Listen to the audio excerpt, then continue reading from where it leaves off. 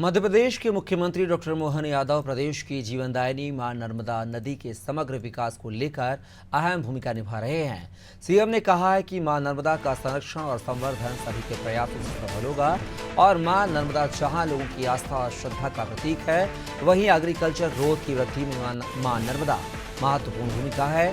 CM doctor Yadav ने कहा है कि हमारा प्रयास है कि मां नर्मदा के दोनों किनारों में पवित्रता बनी रहे और जल धारा अविरल बहती रहे। उन्होंने ये भी कहा है कि मां नर्मदा के उद्गम से जबलपुर तक पूरा क्षेत्र रानी दुर्गावती का कार्यक्षेत्र रहा है।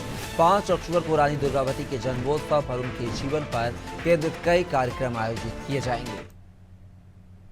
मुझे इस बात का से कल हमने अपनी मंत्रिमंडलीय उपसमिति में एक बड़ा निर्णय किया है। मां नर्मदा न केवल भारत की बल्कि पृथ्वी पर उनका अपने आप में ये अस्तित्व हम सब की कई जन्मों के पुण्य का प्रताप है, भगवान का आशीर्वाद है।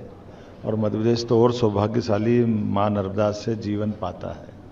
आज की स्थिति में हमारी आर्थिक एग्रीकल्चर ग्रोथ अगर बड़ी है तो उसमें बड़ी भूमिका मां नर्मदा की जलधारा की है।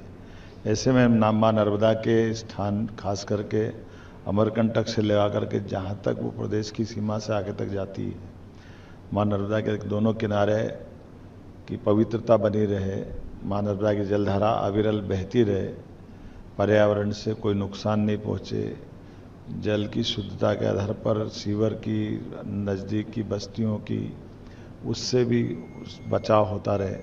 तो सरकार ने अलग अलग विभागों का समन्वित रूप से प्लान बनाया है।